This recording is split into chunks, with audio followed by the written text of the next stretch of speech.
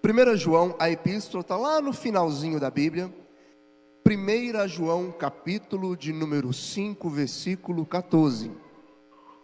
Hoje eu quero falar sobre conhecer a vontade de Deus, ou conhecendo a vontade de Deus, amém?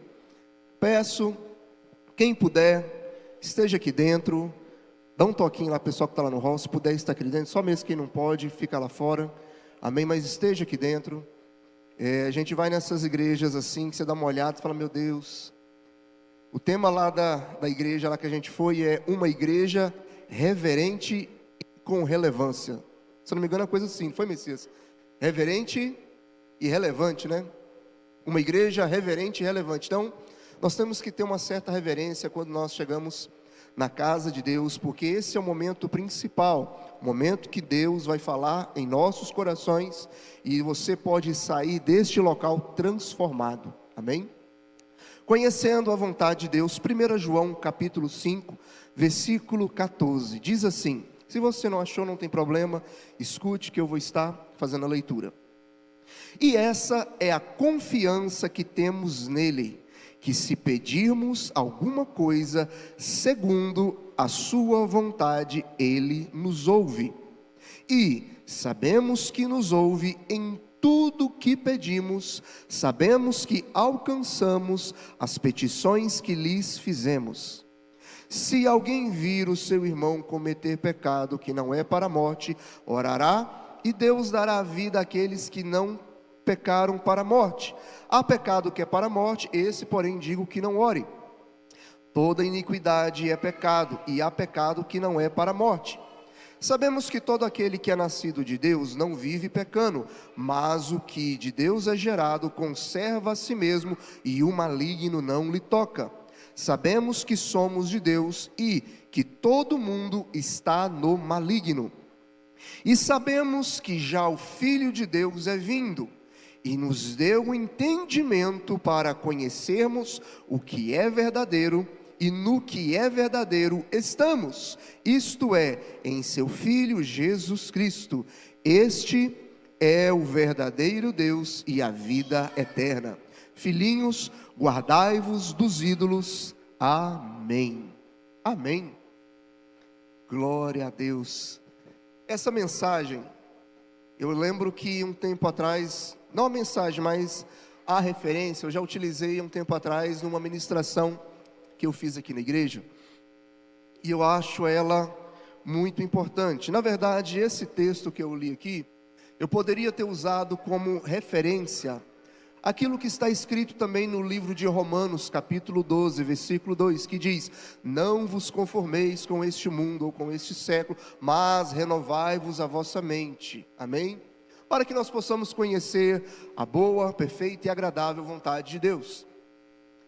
Mas eu posso até utilizar esse texto de Romanos, porém esse aqui, eu quero fazer mais uma exposição nele, que ele traz algo que às vezes, como igreja ou como crentes em Jesus Cristo, nós temos um entendimento errado daquilo que é a vontade de Deus. Nós traçamos conceitos que a vontade de Deus é sempre que nós não venhamos a sofrer, ou quando estou sofrendo, ou quando estou passando por um momento de prova, de luta, de choro, de tristeza, ou que a minha oração não foi atendida, significa que a vontade de Deus não está sobre a minha vida. Mas biblicamente falando, não é isso que nós somos instruídos a crer. A vontade final, ou seja, o resultado final daquilo que Deus tem para a sua igreja, para o seu povo, para a sua vida, com certeza é paz e um futuro de longanimidade, como diz Jeremias, capítulo 29, versículo 11 em diante. Eu é que sei que pensamentos que tenho sobre vós, pensamentos de paz e não de mal, para vos dar o fim que vós desejares. Então, orareis, me buscareis, e eu vos ouvirei, quando me buscardes de todo o vosso coração.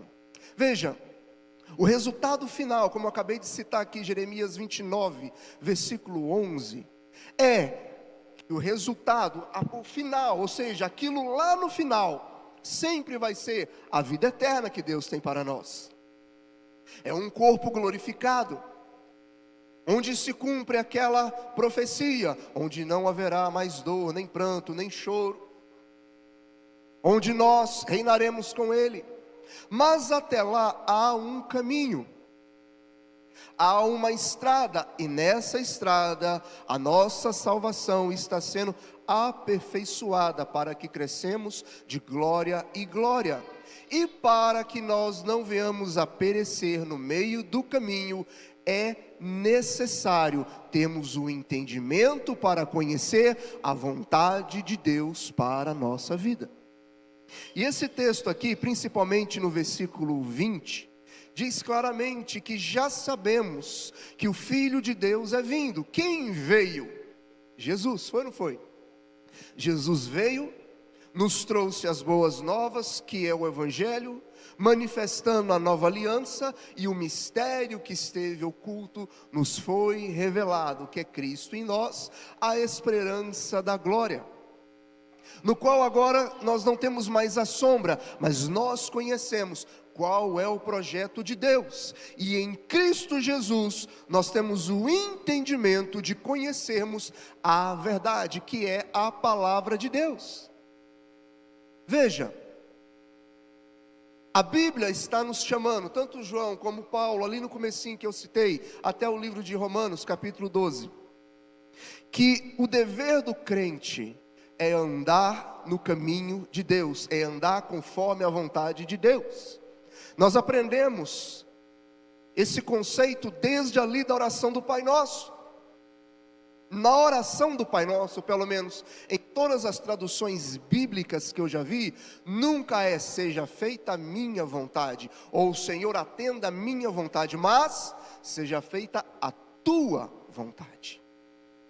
A questão é que a vontade de Deus, em sua maioria, para não dizer quase na sua totalidade, é sempre diferente da nossa, porque Deus é santo, perfeito, nós somos caídos, nós estamos num processo de restauração, e não é porque um dia você recebeu Jesus Cristo na sua vida, passou pelas águas do batismo, ceia todo domingo aqui bonitinho, pode até ser um dizimista, ofertante, até mesmo cantor, pregador, tocador, exerce alguma coisa aqui na igreja, que significa que você atingiu o ápice da perfeição. É muito comum você ver pessoas que um dia estiveram prestando um serviço como crentes para Deus e de repente, ou se desviarem, ou misturarem aquilo que é o verdadeiro evangelho na vida deles. Estou falando alguma mentira? Não. Por quê? Porque ao invés de nos sujeitarmos a Deus, muitos na sua caminhada, por amor aos ídolos, ou seja, o ídolo que ele criou dentro dele, se afasta da vontade de Deus. Veja, o que João escreveu na epístola aqui que nós acabamos de ler, está tudo ligado com a vontade de Deus, ele mostrando claramente qual é a vontade do ser humano caído, e no final, de repente ele fala: filhinhos, guardai-vos dos ídolos. Ele faz um raciocínio para depois, na última linha, falar: guardai-vos dos ídolos. E o que é o ídolo? É algo que nós colocamos para simbolizar Deus na nossa vida. E o maior símbolo que nós criamos é o próprio amor, a nossa vontade, a nossa humanidade. Tanto é que quando nós podemos fazer um ídolo com feito de mãos ali, ó, com barro, com gesso, mas também tem pessoas que são idólatras, que não adoram, não se prostram numa imagem feita por mãos, mas o ídolo que ele criou é o Deus que ele fez na sua mente como deve ser. Ou seja, o meu Deus, o meu Jesus, a minha forma de entender Jesus é assim, assim, assado. E alguns até mesmo falam o seguinte: ó, O grande problema de muitos pregadores é que eles se apoiam às suas teses, ou à sua convicção, ou à sua fé, naquilo que a Bíblia diz, mas a Bíblia não é suficiente. A Bíblia está retrógrada, a Bíblia tem que ter um novo conceito, um novo entendimento. Mas a Bíblia, como diz o apóstolo Paulo em 2 Timóteo, capítulo 3, versículo 16, ela é inspirada por Deus e apta para corrigir, ensinar e exortar o homem na sua caminhada de fé, até que ele atinja a perfeição nos caminhos das obras de Deus para a sua vida. A questão é, você vai se sujeitar ou não à vontade de Deus? Tiago capítulo 4, versículo 7, o comecinho diz, antes de resistir o diabo, antes de fazer o diabo fugir, sujeite-se a Deus. E sujeitar a Deus não é apenas falar, eu me sujeito a Deus, eu estou debaixo, eu ando debaixo da vontade de Deus. E andar debaixo da vontade de Deus significa, eu rejeito a minha vontade, eu anulo os meus desejos, os meus projetos, para viver a vida que Deus tem para mim. Ainda que isso me doa, ainda que isso seja difícil no começo, porém, eu vou andar conforme o desejo de Deus para a minha vida. Entenda, Deus enviou o seu Filho, para que nós tivéssemos uma vida e uma vida em abundância. Sim, o desejo de Deus é que você tenha um lar abençoado, com filhos abençoados, uma fé abençoada, com certeza. O desejo é de Deus que todos os dias, ou pelo menos no começo da criação, foi que você levantasse com um sorriso, não sentisse dor, não sentisse cansaço, não sentisse fadiga. Mas nós também conhecemos que o homem pecou, e todos foram destituídos da glória de Deus. E por causa disso, até aquilo que nós não sentimos, como o cansaço, como o suor, como as dores de parto, veio sobre nós. E estamos aqui como cristãos nessa terra, como peregrinos. A nossa jornada final não é aqui na terra, mas é na glória com Deus. Entenda isso. A nossa grande recompensa não é aqui para essa terra. Paulo claramente diz isso no livro de Coríntios. Se a nossa vida está fadada apenas a essa terra, nós somos os mais miseráveis de todos.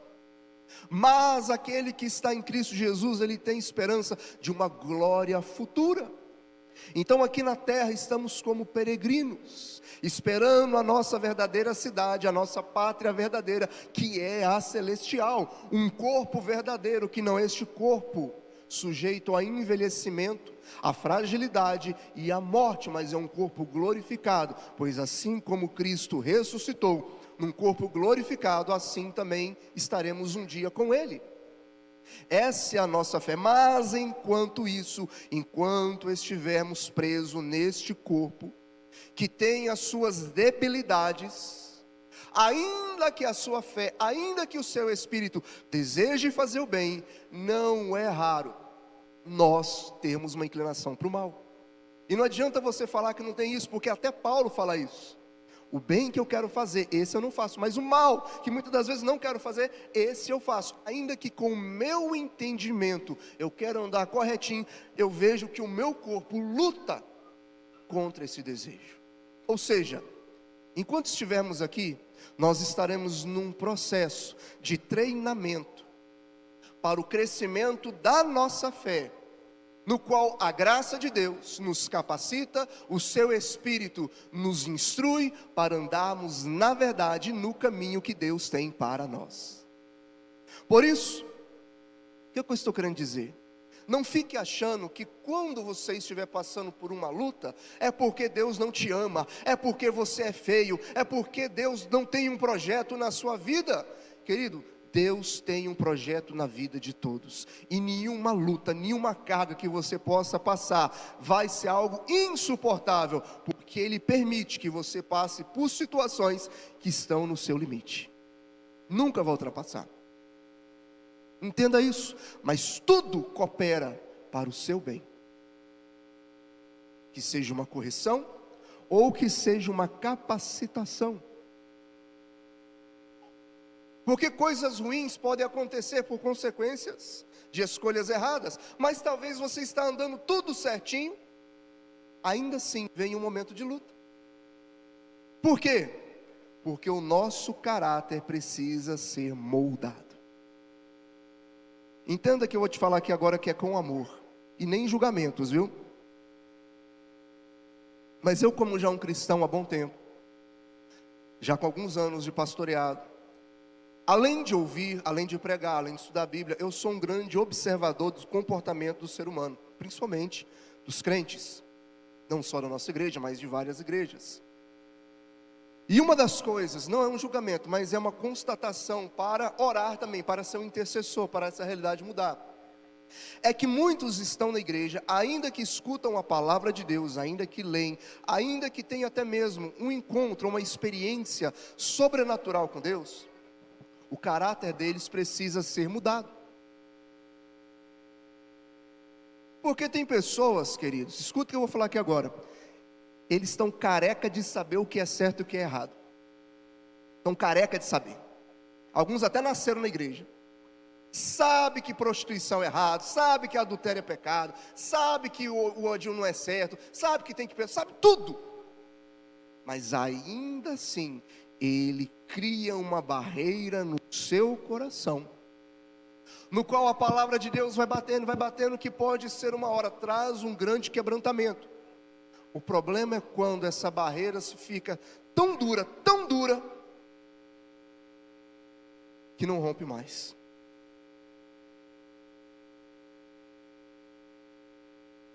Há pessoas que a gente realmente tem que visitar, ou vem, conversa aqui comigo. Agora tem pessoas que falam, eu sei da verdade, mas mesmo assim eu quero andar no caminho errado. E tem situações que Deus permite acontecer, que é para o nosso ensino, porque Deus açoita todo aquele que toma por filho. Abra sua Bíblia aí no livro de Hebreus, capítulo 12. Hebreus, capítulo 12. Veja, o grande problema nosso é que nós achamos que Deus é um pai babão ou uma mãe babona, né? Temos aquela filiação que nós podemos fazer tudo. Aquele filho que vai chutando, vai quebrando tudo, que vai rolando, que vai... E não tem uma pessoa que chama atenção. Não é assim que Deus age. Hebreus capítulo 12, versículo 4, a Bíblia diz o seguinte, Hebreus 12, 4. Ainda não resististes até o sangue, combatendo contra o pecado. Ou seja, ele está falando o seguinte, meu amigo, vocês nem foram ameaçados de morte ainda não. O pecado está à porta aí, mas vocês têm que aprender a andar na novidade de vida. Vocês nem estão colocados aí até o sangue. E já vos esquecestes da exortação, versículo 5, que argumenta convosco como filhos. O que o escritor está dizendo aqui? Que são pessoas do mundo? São o que aqui? Diga, filhos. Essa passagem que nós estamos lendo aqui agora é sobre filhos. Filho meu, não desprezes a correção do Senhor, e não desmaies quando por ele fores repreendido. Porque o Senhor corrige o que ama e açoita a qualquer que recebe por filho. Eu acredito que muitos aqui já foram corrigidos. Alguém já foi açoitado? Já foi açoitado aqui? Foi colocado no tronco, foi açoitado com chicote? Deus aqui chega a chegar nesse ponto. Açoita quem recebe por filho. Se suportais a correção de Deus, vos trata como filhos, porque que filho há que pai não corrija? Mas se estáis sem disciplina, do qual todos são feitos participantes, sois então bastardos e não filhos. Além do que, tivemos nossos pais segundo a carne, para o qual nos corrigem, e os reverenciamos. Não nos sujeitaremos muito mais ao Pai dos Espíritos para vivermos? Porque aqueles, na verdade, por um pouco de tempo nos corrigiram, como bem lhes parecia, mas este para nosso proveito, para sermos participantes da sua santidade. Na verdade, escute, toda correção ao presente não parece ser de gozo, senão de tristeza, mas depois produz um fruto pacífico de justiça nos exercitados para ela. O que é isso aqui que eu acabei de ler? É a vontade de Deus. Qual é a vontade de Deus? De corrigir, de açoitar, de trazer para perto aquele que está esquecendo do seu chamado, porque em Cristo Jesus nós fomos chamados para as boas obras.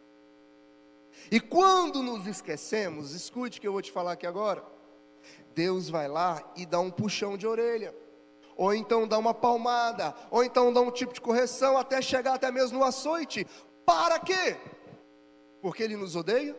Porque Ele é um pai violento? Não! Porque Ele nos ama. Eu corrijo os meus filhos. Tem a Chloe, hoje ela não deixou eu dormir direito, eu fui lá e dei umas palmadinhas nela. Filho, vai dormir, deixa o papai dormir, o papai tem que pregar ainda hoje à noite, tem que estar ligado. Corrigi já a Lisa, corrigi já o Avner. Agora, eu corrijo os meus filhos. Tem o Nicolas ali, que é filho do Rodrigo e da Angélica. Eu não vou pegar o cinto e começar, está fazendo coisa errada. Ele é filho de outro. Eu não vou pegar os filhos da Franciele e fazer a mesma coisa. Ou os filhos do Diego. Ele tem os pais dele. Não são meus filhos. Agora os meus filhos estão na correção. E se você é filho de Deus, e um Deus perfeito e santo, e quer o seu bem, uma das coisas que Ele faz é nos corrigir, para o nosso bem, para o nosso crescimento, para mudar o nosso caráter. Porque, escute o que eu vou te falar aqui agora, repare o que eu vou te falar. Levantar a mão, fazer uma oração bonita, não significa que a pessoa tem um coração realmente transformado, ou um caráter correto. Um ator pode fazer isso. O que mais nós vemos são líderes aí, que na verdade se transvestem de um personagem. Em cima é uma bênção, em cima fala em línguas, em cima dá salto, em cima faz a igreja incendiar, pegar fogo. O pessoal que olha aquela pessoa pregando fala: meu Deus, é um homem de Deus. Mas o Samuel está precisando de aprender com aquele cara. Mas quando ele desce daquele púlpito, ele é um cão em casa, tem várias mulheres, está devendo, está roubando, está mentindo. Isso acontece. A pessoa que na sua frente é uma coisa e atrás é outra. Porque o caráter não é aquilo que você mostra para os outros, é aquilo que você é, até mesmo no seu íntimo, até mesmo na sua privacidade. Amém? E Deus te conhece. Deus, Ele sabe aquilo que está no seu coração e no seu pensamento. E porque Ele te ama, Ele deixa você passar por situações para transformar o seu coração, para moldar o seu caráter, a sua personalidade, até que nos acheguemos à perfeição. Amém? Ele nos prepara. O sofrimento pode ser proveniente de um ensino para nos corrigir, mas também às vezes, quando eu falei, pode nem ser algum pecado, pode nem ser um caminho tortuoso, é apenas para te capacitar para algo tremendo. Jesus Cristo não teve pecado, foi ou não foi? Ou você acha que Jesus Cristo pecou? Ele nunca pecou, mas ainda assim, no livro de Isaías, no capítulo de número 53, versículo 10, diz assim: todavia ao Senhor agradou, ou seja, foi da vontade de Deus, agradou moê-lo. Moer quem? Jesus Cristo, fazendo enfermar. Enfermar é o quê? Sofrer. Quando a sua alma se puser por expiação do pecado, verá a sua posteridade, prolongará os seus dias, e o bom prazer do Senhor prosperará na sua mão. Veja, Jesus Cristo foi enviado para nos salvar, nunca pecou, foi perfeito, foi o sacrifício perfeito. Ainda assim, a parte final que nós vemos, a prosperidade, o caminho da vida eterna, a salvação chegou, mas até lá, Deus agradou moê-lo. No livro de Hebreus, no capítulo 5, versículo 8 e 9, ainda que Cristo era 100% Deus e 100% homem, aqui na terra, como homem, ele teve as suas limitações, e como filho, aprendeu os caminhos na obediência. Hebreus capítulo 5, versículo 8 e 9. Ainda que como filho, ele teve que aprender, se sujeitar na obediência, para depois, aí sim, nós vemos a recompensa, e a recompensa é a salvação da humanidade, de todo aquele que receber Jesus como seu Senhor e Salvador. Mas se até Cristo, que é o nosso maior exemplo, porque Paulo fala, sejam meus imitadores como eu sou de Cristo, e se Cristo Jesus passou por isso, nós também temos que compreender, que tem fardos, que temos lutas, mas essas lutas, Deus está nos moldando, Deus está trabalhando conosco, nas derrotas, e até mesmo no choro. Ou você acha que eu não queria estar com meu pai aqui? Vira e mexe, eu pego pensando, principalmente quando eu chego na quinta-feira, chegar, ver aquele baixinho gordinho pregando aqui, e às vezes eu fico sentindo aquela falta, e eu fico pensando, meu Deus, quantos filhos os seus pais pegaram aquela desgraça daquela doença e recuperaram, estão vivos. E até uns pais ruins que só vendo, que a gente tem essa questão de merecimento, mas gente, povo ruim, por que Deus não levou aquele cão ali do inferno e levou um outro, né? O que estava acontecendo? Por quê? Mas tudo isso, ainda que nós oramos, ainda que nós não queríamos aquilo, Deus tem o seu projeto, e tudo isso é para que a nossa fé, para que a declaração da nossa fé realmente venha a ser, seja feita a tua vontade, e não a minha vontade. Os teus caminhos, o Senhor sabe o que é melhor para mim, ainda que eu não compreenda por completo, mas eu oro para que o Espírito Santo me dê o entendimento para conhecer a tua verdade e nela andar. Porque o sofrimento opera em nós a melhora. Uma pessoa que vai prestar o vestibular, uma pessoa que vai prestar o Enem, uma pessoa que vai prestar um concurso, que é um sonho dele conseguir aquela profissão. Quando ele chega talvez até perto de passar e não passa, a maioria, aquela pessoa que tem aquele destino, aquela ânsia, o que ele faz? Ele sofre, pode até chorar, às vezes pode até querer chutar o balde, mas no outro dia, o que ele fala? Eu vou melhorar. Aquilo que eu falhei, aquilo que eu não fui tão bem, eu vou melhorar. Aquele sofrimento, aquela dor, aquela derrota, traz para ele um sentimento do quê? Eu preciso mudar um determinado tipo de caminho que eu tomei na minha vida. E como cristãos, nós temos que ter esse mesmo foco, que a vontade de Deus pode ser um não. Você já esperou isso? Que você pode pedir para Deus, Deus, eu quero trabalhar naquele emprego ali, abre a porta que eu vou ganhar 10 mil lá, e de repente vem de Deus assim, falando bem alto e claro, não. Deus só quer que eu continue ganhando um salário e meio? Sim. Não é Deus falando não. A pessoa está desesperada para casar e vem um estrupício na vida, e Deus fala, não é isso, olha aqui os caminhos, e a pessoa fala, Deus é ele, é ela, e Deus fala, não, e a pessoa fala, eu quero, eu vou teimar, e depois quebra a cara.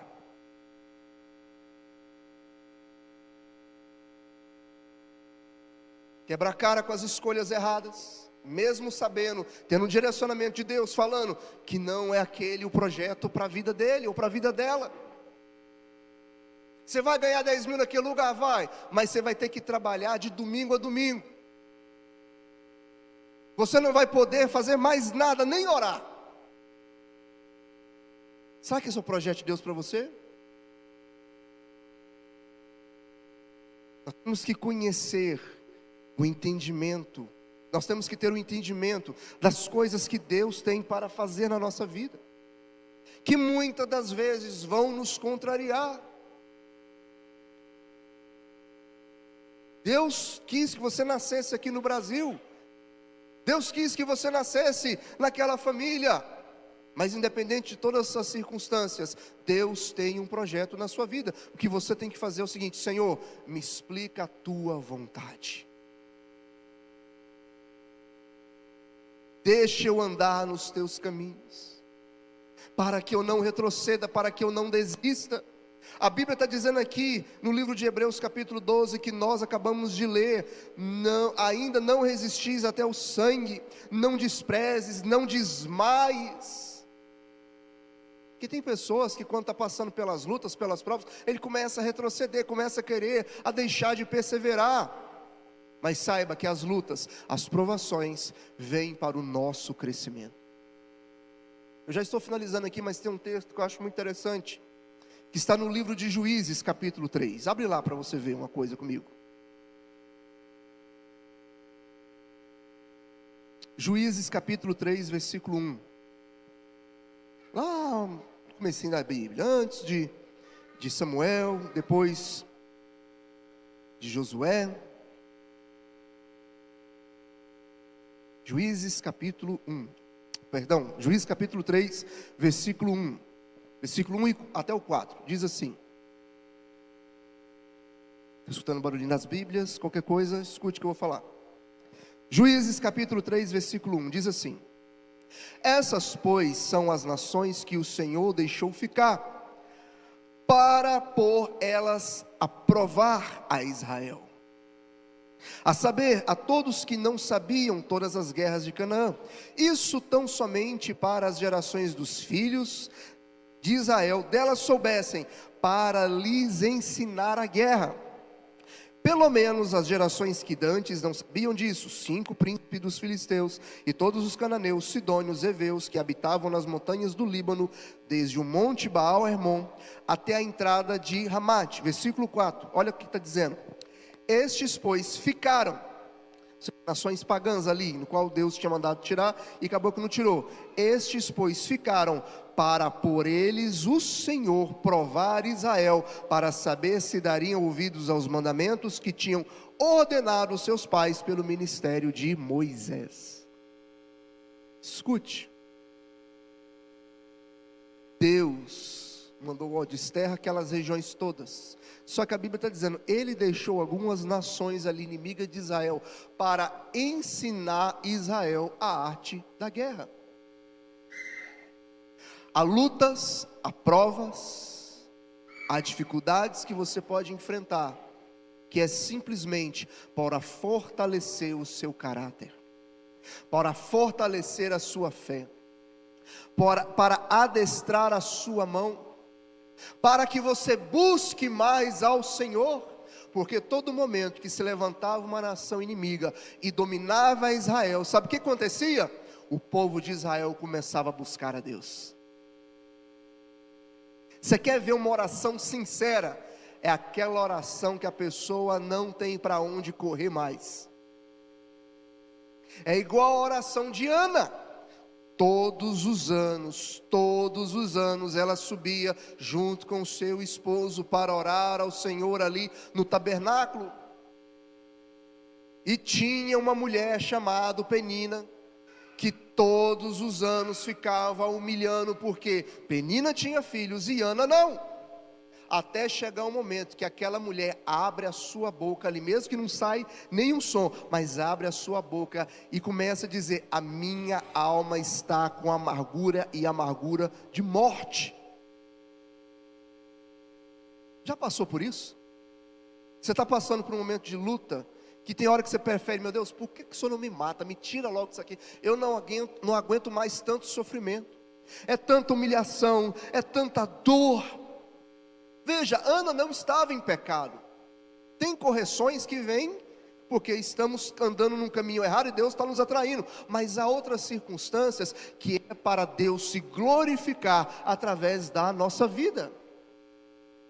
E aquela mulher estava passando por aquela situação, mas aquele momento de dor trouxe para ela uma história que nós estamos lendo e aprendendo com essa mulher de Deus. Nós só conhecemos Ana por causa do testemunho que ela enfrentou e saiu vitoriosa, porque ainda ali chorando, derramando o seu coração em dor, ela escutou a palavra de Deus, seja feita conforme aí a tua oração, a tua fé. Ela se levanta daquele local em paz, e logo depois Deus se lembra daquela mulher, e ela tem um filho chamado Samuel, no qual é consagrado ao Senhor. E não só Samuel, depois diz que ela teve mais filhos, e foi uma alegre mãe de filhos. Veja, ela sofreu, mas o sofrimento teve um fim, e aquele fim trouxe um peso de glória para a vida, para o testemunho daquela mulher. A vontade de Deus, eu quero concluir dizendo isso aqui: a vontade de Deus é sempre que você seja um instrumento da glória dEle. Você foi criado para a glória dEle. Jó teve seus momentos de luta, mas Deus foi glorificado na vida dele. Deus foi glorificado na vida daqueles crentes que até mesmo morreram lá no Coliseu, lá em Roma. As lutas que você pode estar passando com seus filhos, às vezes no seu casamento, às vezes na sua fé, às vezes com uma doença, ou então no seu trabalho, as lutas que você passa, nada é por acaso. Em tudo Deus pode estar trabalhando para mudar e moldar a sua vida. Você tem que fazer é se submeter à vontade de Deus. Até a sua oração, quando você pede um sim, como nós lemos no livro de 1 João, pode ser ou não. Por quê? Ele atende às nossas orações quando são debaixo da sua vontade, para que possamos andar conforme Ele quer, e não andar conforme o nosso coração, porque como diz ali a epístola de João, quando andamos conforme o nosso coração, nós vamos pecar, e nós fomos chamados para viver uma vida separados do mundo, porque a nossa mente é renovada, e quando a nossa mente é renovada, nós não aceitamos os manjares do mundo, mas nós estamos sempre em direção e andando na vontade de Deus.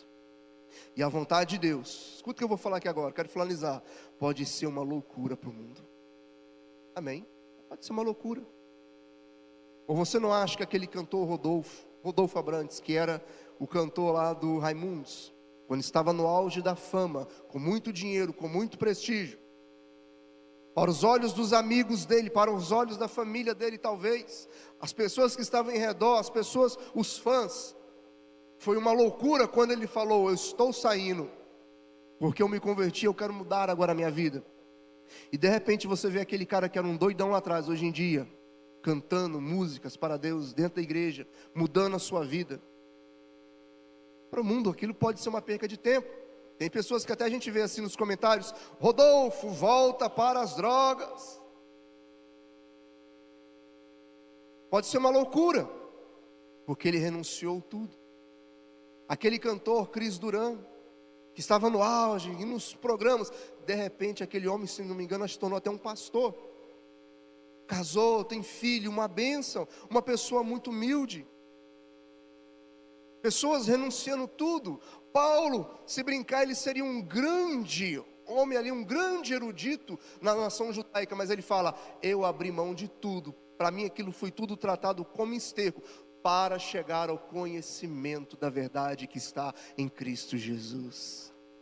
Eu renuncio tudo, essas coisas deste mundo aqui, se alguma coisa for me atrapalhar, se algo for atrapalhar minha comunhão com Deus, eu não vou resistir. A verdade, eu não vou resistir à vontade de Deus, porque eu sei, se eu resistir, eu estarei ultrajando o Espírito da graça, pisando no sangue do Filho de Deus. E há uma expectativa terrível para mim, de juízo. Hebreus capítulo 10, versículo 24. Depois você dá uma lidinha lá. Ande no caminho do Senhor. Amém. Deus te ama, mas Ele conhece o nosso coração. E o nosso coração sempre pende para as coisas ruins. Então toda prova que você pode estar passando, se for uma correção, submeta-se a Deus. Deus, eu entendi, puxou a orelha. Deus, eu não estou fazendo nada de errado, estou sofrendo injustamente. Entrega o teu caminho ao Senhor, porque Ele abençoa, Ele se compadece de todo aquele que tem sede de justiça. Se você está sendo perseguido injustamente, se você está sofrendo injustamente, se alguém está fazendo mal para você e você está sofrendo injustiça, Deus está olhando e no tempo certo Ele vai pleitear a sua causa. Mas entrega, confia. Tudo isso é para quê? Para que você cresça na sua fé em Deus. E quando chegar o resultado final, que eu estou falando, tem um caminho, mas o resultado final chegar, testemunhe do grande projeto, ou grande livramento, ou a grande história que Deus realizou na sua vida. Amém? Amém? Diga assim: Senhor, não seja feita a minha vontade, mas a tua. Amém? Se coloque de pé então.